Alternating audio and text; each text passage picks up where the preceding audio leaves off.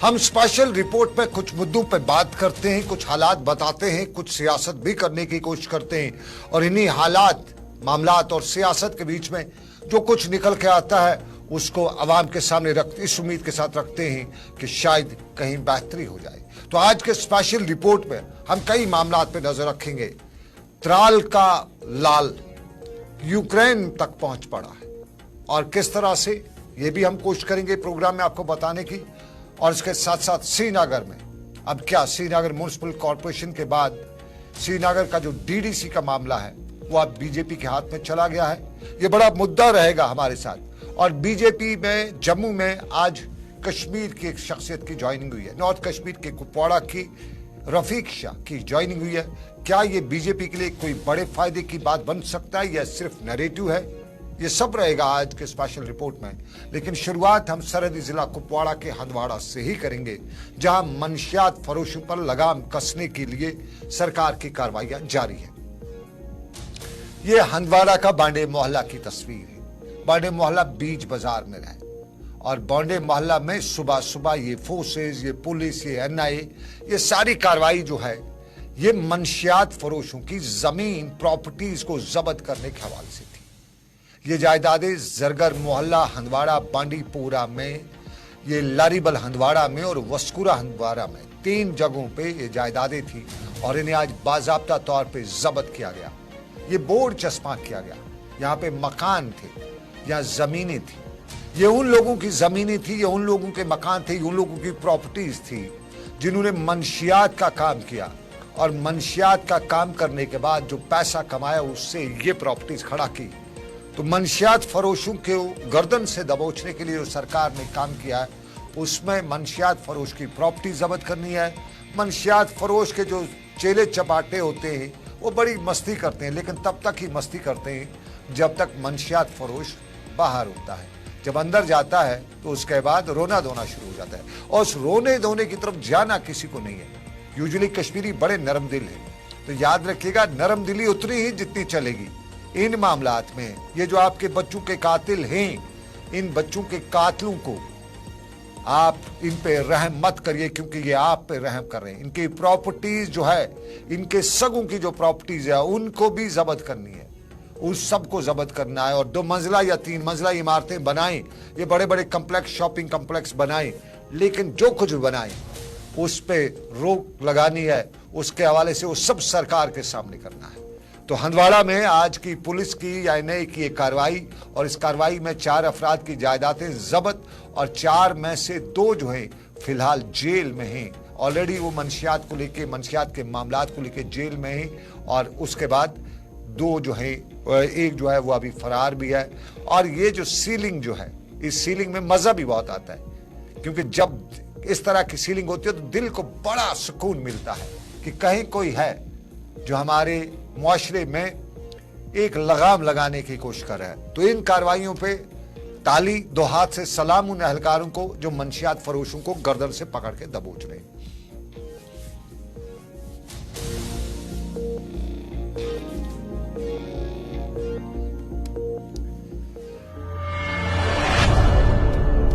ये तस्वीर का एक रुख। और दूसरा अब सियासत का रुख करते तो सियासत में जम्मू कश्मीर की इंतजामिया ने हालिया दिनों पंचायती राज रूल्स 1996 में तरमीम की और इस तरमीम का मुद्दा और मकसद यही था कि अदम एतमाद की तहरीक जो है डीडीसी में भी पेश हो सकती है। तो इधर तरमीम हुई, इधर अदम एतमाद की तहरीक पेश हुई। अदम एतमाद, नो कॉन्फिडेंस मोशन इसको अंग्रेजी में कहा जाता है। तो ये नो कॉन्फिडेंस मोशन जो है अक्सर हमारे यहाँ श्रीनगर म्युनिसिपल कॉरपोरेशन या दूसरी कॉरपोरेशनों में देखा जाता था और माजी में जब ये अदम एतमाद हुआ करते थे तो उसमें बताया जाता था कि माल की हेरा फेरी भी हुई है। तो लेकिन डीडीसी में क्या हुआ ये अलग सी बात है। लेकिन डीडीसी में आज डीडीसी अरकान ने डीडीसी के चेयरमैन इकबाल मलिक और बिलाल भट्ट के खिलाफ बाज़ाब्ता तौर पर श्रीनगर के जिला तरक्याती कमिश्नर का वो अदम एतमाद की तहरीक पेश की। अदम एतमाद की तारीख पेश हो गई। अब उसमें बाज़ाब्ता तौर पे नई वोटिंग होगी। नई वोटिंग में कौन आएगा आप जरा समझिएगा, नई वोटिंग में कौन आएगा, क्योंकि इनका ताल्लुक जिस वक्त श्रीनगर में डीडीसी के जो चेयरमैन हैं उनका ताल्लुक अपनी पार्टी से है। वाइस चेयरमैन का बारे में भी बताया जाता है कि अपनी पार्टी के साथ है। मेम्बरान में 2 PDP के हैं, 2 पीपल्स कॉन्फ्रेंस के हैं, 2 नेशनल कॉन्फ्रेंस के हैं, 2 आज़ाद हैं, 2 इधर के हैं, 2 इधर के हैं। तो कुल मिला के ये 1 दर्जन से ज़ायद जो मामला है, इसमें अब तक खिचड़ी की बात की जाती थी, लेकिन अब बताया जाता है कि मामला कहीं और तक पहुंचा है। तार बीजेपी के साथ भी मिलते दिखाई देने और बताया जा रहा है कि सारा जो सिस्टम है बीजेपी ने खड़ा किया है ताकि श्रीनगर में बीजेपी का डीडीसी पे कंट्रोल हो, चेयरमैन डीडीसी को।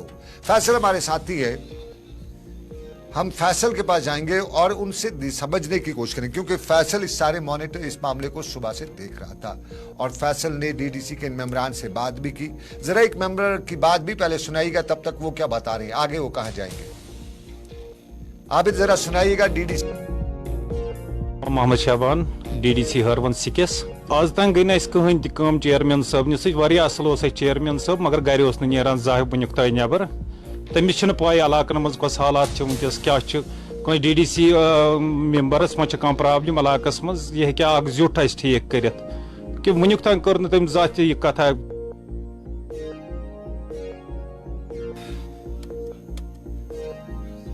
हारवन से इनका ताल्लुक और दूसरे जितने भी 2-3 लोगों से हमारी बात हुई, तो आगे का उनका लाहेमल वो बीजेपी ज्वाइन कर रहे हैं। और ये नो कॉन्फिडेंस मोशन का आज का वो दस्तखत किया हुआ जो तहरीक है जो डीसी श्रीनगर को पेश की गई, और इसमें लगभग 9 मेंबरान के जो हैं वो नाम दर्ज हैं। तो जरा फैसल के पास चलते हैं।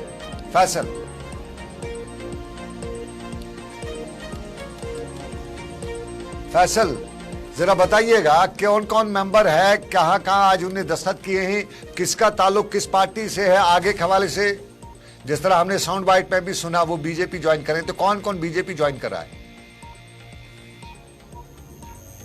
फैसल आपको अगर आवाज आ रही है तो बता दीजिएगा क्या हुआ आज की नो कॉन्फिडेंस मोशन के बाद, कौन कौन इसमें मेंबर है।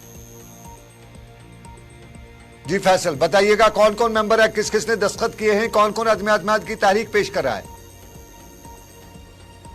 आबिद जरा ऑडियो फैसल की प्रॉब्लम आ रही है, उसको थोड़ा सा ठीक कर दीजिएगा और साथ साथ में दिखा दीजिएगा कि क्या हो रहा है। और इसमें जो हमारे पास खबरें हैं, और इसमें पहला नाम जिस तरह आप इसमें देख रहे हैं अली मोहम्मद राथर है, शाबान है, ये हारवन से ताल्लुक़ रखते हैं, कैसर गनाई है, मंजूर भट्ट है, मोहम्मद यासीन है, शमीमा बानो है, ये खनमूस है, ये पीडीपी की बताई जाती है।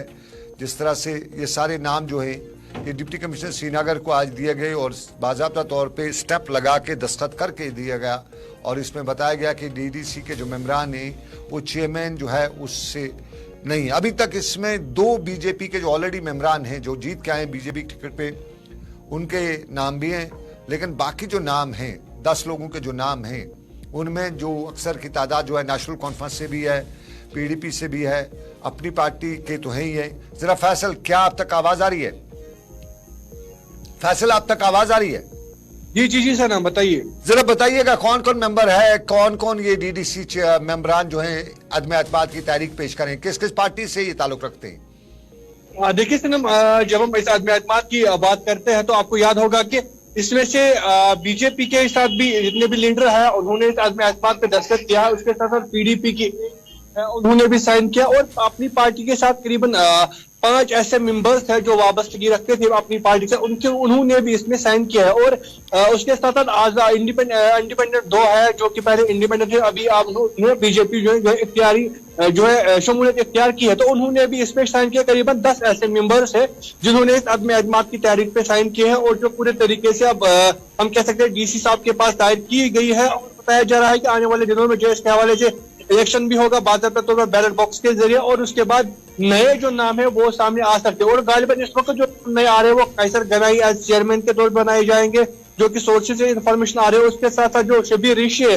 दोनों अपनी पार्टी के साथ वाबस्तगी रखते हैं, उनको ही चेयरमैन और वाइस चेयरमैन बनाया जाएगा। लेकिन ये कहां तक ये अपनी पार्टी के साथ ही वाबस्तगी रखते हैं, इसमें थोड़ा बहुत देखने वाली बात हुई, क्योंकि इस तरह के भी इंफॉर्मेशन सोर्सेज से आ रही है कि शायद ये भी बीजेपी ज्वाइन कर सकते हैं और आने वाले दिनों में जो काउंसिल बनेगा यहाँ श्रीनगर में, वो खासकर उसमें भी बीजेपी के ज्यादातर जो है हम कह सकते हैं मेंबर्स हो सकते हैं, क्योंकि इस वक्त जो हमारे पास इंफॉर्मेशन पहुंच रही है करीबन 6 ऐसे डीडीसी मेंबर्स ऑलरेडी है जो कि इस फिराक में है कि वो बीजेपी ज्वाइन कर सकते हैं। अभी बस इन 2 का ही कंफर्म नहीं हो रहा है कि शफी ऋषि या कैसर गनाई भी बीजेपी ज्वाइन करेंगे। उसके बाद बाकायदा तौर पर जो सारा काउंसिल जो मैक्सिमम 2/3 मेजोरिटी होगी काउंसिल की वो बीजेपी कैंडिडेट्स की होगी। लेकिन फिलहाल ये थोड़ा बहुत प्रीमेच्योर होगा बोलना क्या आने वाले दिनों में वो ये करेंगे नहीं करेंगे। लेकिन जो सोर्सेज से खबरें आ रही है वो यही है कि ये सारे के सारे जिन्होंने भी आत्म एतमाद की तहरीक में हिस्सा लिया है ये बीजेपी ज्वाइन कर सकते हैं और आने वाले दिनों में इस तरीके की खबरें आ सकती है। ताहम फिलहाल थोड़ा बहुत वेट करना होगा, जैसी ये आत्म एतमाद की जो तहरीक कामयाब होती है, नया काउंसिल बनता है या नए चेयरमैन और डीडीसी वाइस चेयरमैन बनते हैं, उसके बाद ही पूरी तरीके से जो इमेज है वो क्लियर हो जाएगी। फैसल, यूजुअली किसी न किसी कश्मीर में किसी भी इस उलट फेर के पीछे सियासत होती है, सियासतदान होती है। यूजुअली हमने कश्मीर में देखा है कि कोई भी ऐसा उलट फेर हो उसके पीछे सियासतदान होते हैं, कुछ शख्सियात होती हैं, कुछ पार्टीज होती हैं। इस आज की जो अदम आत्माद की तहरीक है, क्या इसके पीछे भी कुछ लोग हैं या ये खुद इन्हीं मेंबर्स का है? और जिन लोगों से आपने बात की डीडीसी मेंबरान से, कुछ ने ऑन रिकॉर्ड बता दिया कि वो बीजेपी ज्वाइन करें, कितनों ने ऑन रिकॉर्ड बताया वो बीजेपी ज्वाइन कर रहे हैं?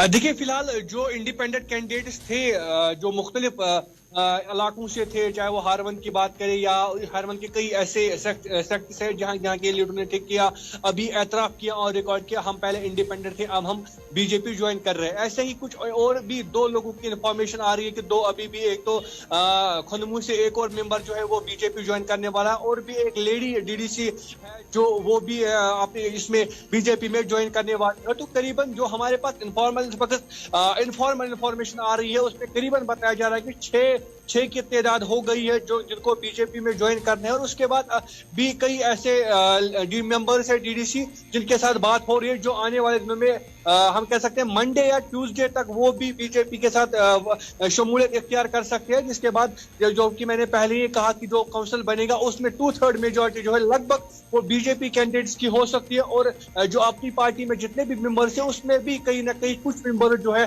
रिजाइन करने वाले और वो भी बीजेपी में ही शमूलियत इख्तियार करने वाले हैं। बहुत शुक्रिया फैसल, बहुत बहुत शुक्रिया, बहुत शुक्रिया। हमारे साथी फैसल हमें श्रीनगर से अपडेट कर रहे थे। बहुत शुक्रिया फैसल।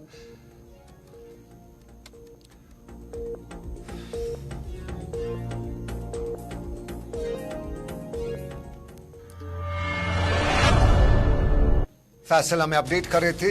बीजेपी ज्वाइनिंग हो रही है, बीजेपी ज्वाइनिंग हो सकती है। कुल मिला के श्रीनगर में अब डीडीसी का काउंसिल जो है वो बीजेपी का होगा, इस तरह से अभी तक अंदाजे लगाए जाते हैं। क्योंकि ऑलरेडी बीजेपी के 2 हैं, 2 ने आज हमें ऑन रिकॉर्ड बताया कि वो अगले 2 दिनों में बीजेपी ज्वाइन करें। 4 के बारे में हमें जरा बता रहे हैं कि वो तो टच में हैं। तो 4, 2, 6, 2, 8 तो कुल 9 चाहिए। एक और इधर उधर से ढूंढना तो मिल जाएगा। तो फिलहाल एक और खातून की जिस तरह भी फैसल ने बताया कि वो भी ज्वाइन करेंगे बीजेपी, तो मान लीजिएगा 9 जो है वो बीजेपी के पास है। श्रीनगर का काउंसिल बीजेपी के हवाले, ये बड़ी खबर। लेकिन ये इंतखाबात के साथ हो रहा है और इन्हीं इंतखाबात के हवाले से, पार्लिमानी इंतखाबात की तारीख के हवाले से भी अब खबरें निकल के आ रही हैं। और खबरें यही निकल रही हैं कि अप्रैल में मुल्क में इंतखाबात इलेक्शन कमीशन ऑफ इंडिया कराने जा रहा है। और जब अप्रैल में इलेक्शन कमीशन ऑफ इंडिया इंतखाबात कराने जाएगा तो 12 मार्च को मुल्क भर में कोड ऑफ कंडक्ट का नाफिज भी होगा। खबरें हैं कि 19 अप्रैल को इंतखाबात होंगे, 22 अप्रैल को वोट शुमारी होगी और 30 मई तक नई सरकार बनाई जाएगी। ये अभी तक ऑफिशियल तौर पे इसकी कंफर्मेशन नहीं है, लेकिन जराया कहते हैं कि तारीख इलेक्शन कमीशन ने तय कर ली है, ऐलान बाकी है। जम्मू कश्मीर में इस हफ्ते 2 बड़े दौरे हो रहे हैं। एक तो इलेक्शन कमीशन का हो रहा है, दूसरा होम मिनिस्ट्री का हो रहा है। और पहले होम मिनिस्ट्री का हो रहा है। होम मिनिस्ट्री जम्मू कश्मीर में इंतखाबात की सूरत लेगी, ग्राउंड सिचुएशन असेस करेगी और उसके बाद वो दिल्ली भी जाएगी। और दिल्ली जाने के बाद वो मरकजी वजारत इलेक्शन कमीशन के साथ अपनी रिपोर्ट फाइल करेगी। इलेक्शन कमीशन भी जम्मू कश्मीर के इस हफ्ते दौरा कर रहा है, अगले हफ्ते। तो अगले हफ्ते दौरे के बाद ये बाज़ाब्ता तौर पे दिल्ली में इंतखाबात के हवाले से बड़ी पेशरफ्त करेंगे, क्योंकि जम्मू कश्मीर में दौरे के पस मंजर में दो कहानियां देखी जाती हैं। एक तो पार्लियामेंट के इंतखाबात, लेकिन जम्मू कश्मीर में चूंकि सुप्रीम कोर्ट ऑफ इंडिया ने बताया कि सितंबर से पहले जम्मू कश्मीर में असेंबली इंतखाबात कराने, तो माने ये भी जा रहा है कि इलेक्शन कमीशन कहीं उसी तनाजुर में जम्मू कश्मीर में असेंबली इंतखाबात भी पार्लियामेंट इंतखाबात के साथ कराने का मन तो नहीं बना रहा है, अभी बना रहा है, बनाया नहीं है। तो अगर बना रहा है तो जमीनी सिचुएशन देखनी है, खासतौर पे एडिशनल ट्रूप्स की डिप्लॉयमेंट देखनी है।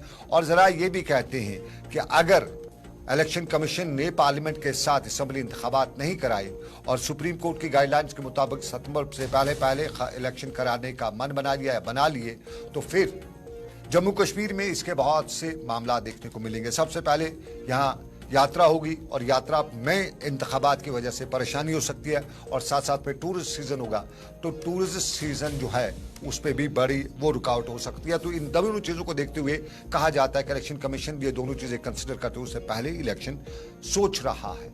क्या हो सकता है, हमें इलेक्शन कमीशन जब वापस जाएगा उसके बाद कोई इलेक्शन कमीशन का नोटिफिकेशन आता है तो तभी पता चलेगा। फिलहाल अटकलियां अंदाजे हैं, लेकिन अंदाजों पर उस वक्त कह सकते हैं कि मनफी मोहर, नेगेटिव मोहर परसों लगी जब खुद वजीर आज़म ने जम्मू में अपनी तकरीर करने के दौरान बताया था कि मुझे 2 साल का वक्त दे दो, मैं जम्मू कश्मीर को स्विट्जरलैंड बना रहा। तो सियासी तजिया निगार उस बयान को पकड़ के ये भी बता रहे हैं कि वजीर आज़म ने जब बताया कि मैं इसको स्विट्जरलैंड 2 साल में बनाऊंगा, तो 2 साल के लिए फिलहाल चुनाव टाटा बाय बाय। तो क्या हो पाते असम्बली के चुनाव या नहीं, ये बड़ी बात होगी, लेकिन इन चुनावों की तैयारी सियासी जमातें कर ही रही है। और फिर आया राम गया राम माजी में हुआ करता था, आज की डेट में आ भाई गले लग जा। तो गले लग जा वाली तस्वीर हम आपको जम्मू से दिखाते हैं।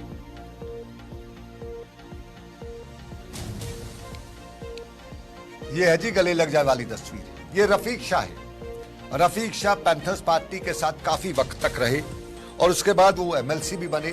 तब यहाँ पे नेशनल कॉन्फ्रेंस पीडीपी बरसरदार हुआ करती थी, तो तब ये पैंथर्स पार्टी के प्रोफेसर भीम सिंह की मेहरबानी से एमएलसी बने और उसके बाद उन्हें सियासत में बड़ा काम भी किया। लेकिन हाल ही दिनों में गुज्जर पहाड़ी बरादरी को जो एसटी का दर्जा दिया गया, तो उसके बाद इन्होंने बताया कि हमारे साथ बीजेपी ने बड़ा काम किया तो हम उसके बदले में उनको ज्वाइनिंग करेंगे। रफीक शाह ने आज बाज़ाब्ता तौर पे जम्मू में बीजेपी में शुमूलियत इख्तियार की। रफीक शाह का ताल्लुक सरहदी जिला कुपवाड़ा की त्रागाम इलाके से है।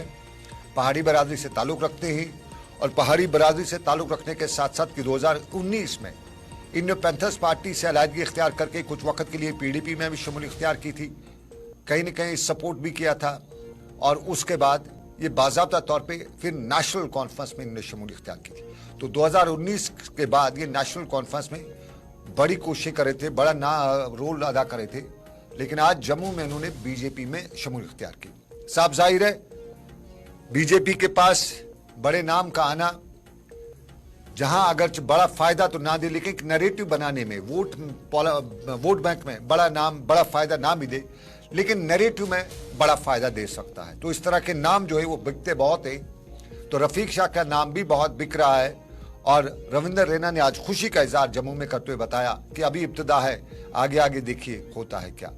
तो जरा रफीक शाह पर रविंदर रैना जो भाजपा के कौमी सदर जम्मू कश्मीर के सदर है, उनने क्या बताया सुनिएगा। आज बच्चा बच्चा जम्मू और कश्मीर का भारतीय जनता पार्टी के साथ जुड़ रहा है। हमने देखा जब यहां हमारे मोहतरम प्राइम मिनिस्टर जनाब नरेंद्र मोदी साहब जम्मू के अंदर जब एक बड़ी रैली को खिताब करने पहुंचे, तो लाखों की तादाद में यहां जन समंदर उमड़ के आया और जम्मू के अंदर 2 दिन पहले ही आवाम यहां पहुंच चुकी थी और 22 फरवरी को जब सुबह 20 फरवरी को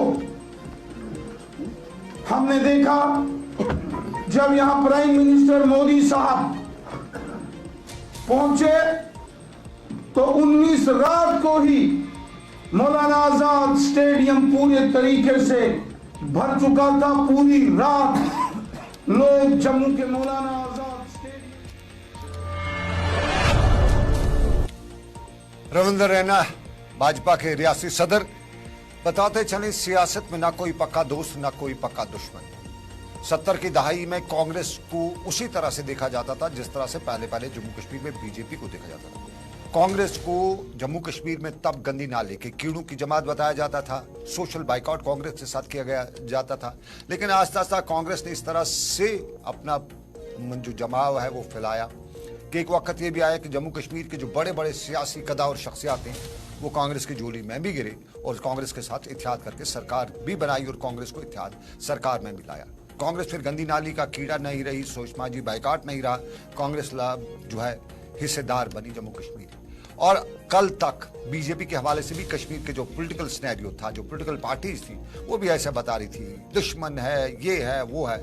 लेकिन बीजेपी ने भी अपनी कार्रवाई जारी रखी और आस्ते आस्ते घर घर तक पहुंचते हुए अब यूं कह सकते हैं कि अगर पूरी तरह से कश्मीर में नहीं पहुंच सकी है, लेकिन हर तीसरे घर चौथे घर में कोई न कोई बीजेपी का हिमायती अब आपको नजर आने लगा है। बीजेपी का जो पटका है या जो मफलर है वो नजर आ रहा है। तो ये मामला सियासत के हैं। सियासत में और क्या होगा, माफ कीजिएगा, हम त्राल के लाल की आपको बात आज वक्त की कमी की वजह से नहीं बता सके।